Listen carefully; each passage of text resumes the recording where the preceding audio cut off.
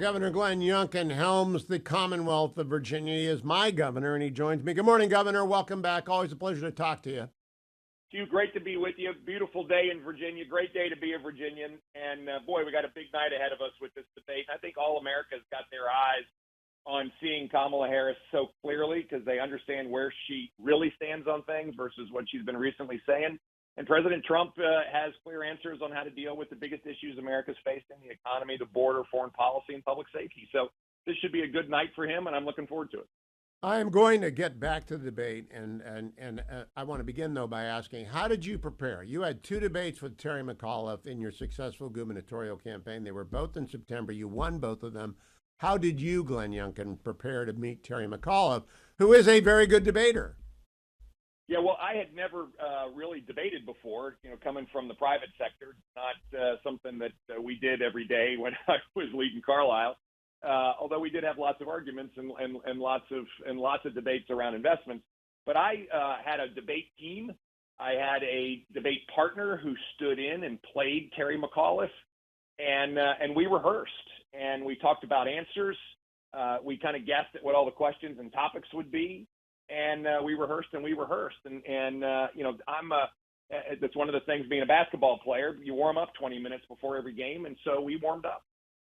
Very, very smart. Now, Governor, I want to ask you about President Trump's proposal of a sovereign wealth fund for the United States. Some people don't like it.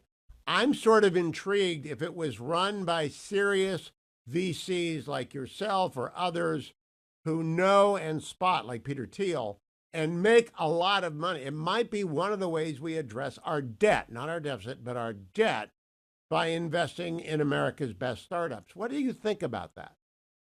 Yeah, well, I do think that a sovereign wealth fund can play an incredibly impactful role in fostering investment.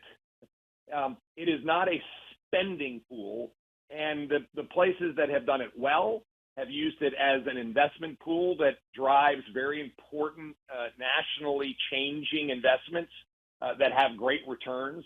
And ones that have done it poorly have just wasted money and turned it into a spending pool. And you're 100% right. It needs to be managed by real professionals, not political hacks. And that's the places where it is done really, really well. I do think that there's a risk here. Listen, there's a risk that it becomes a toy that a misguided presidential leader could use.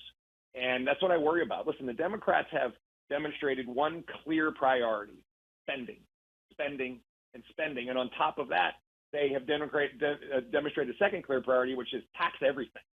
And I think in this case, we've got a real challenge that if there was a big pocket, I would be concerned unless it had really tight constraints around it about how. Yeah, I would want it run by pros with a record of success. Now, I got to ask you before we run out of time. Kamala Harris wants a tax on unearned, unrealized capital gains. What do you think of that proposal? Yeah, I think it's crazy.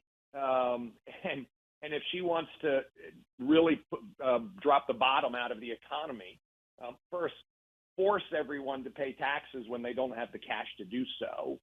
Force middle-class America to pay taxes on their investment funds that they are saving for their retirement or anything else. And you will literally watch the economy spiral down. It's unprecedented for a reason, because it makes no sense.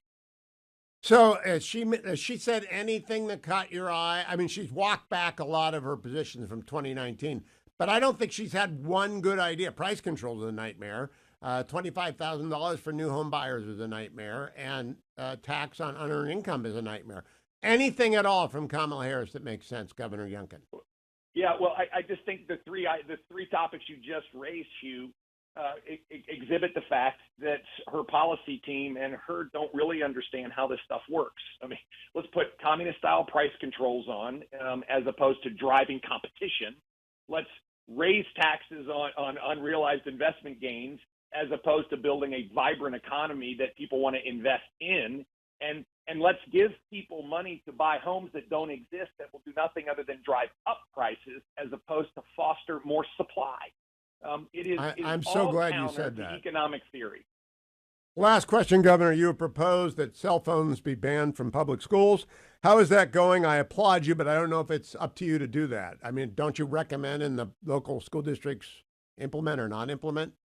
Yeah, so we will have a standard guideline across the Commonwealth that will require all the school districts to meet at least that guideline. They can go to more extensive ban and faster. And what's been great, Hugh, is that when we put forth our draft policy and said we're going to finalize it in mid-September, and I'm asking everybody to fully implement by January 1st. 113 out of 131 school districts went ahead and moved forward with their own policy this year in September. Listen, this is universally supported. It fosters healthier students, better learning, and we're hearing back every day how everyone's supporting it. It's a really good thing for Virginia kids. It's a good thing for kids everywhere in America. They ought to read Jonathan Haidt's The Anxious Generation.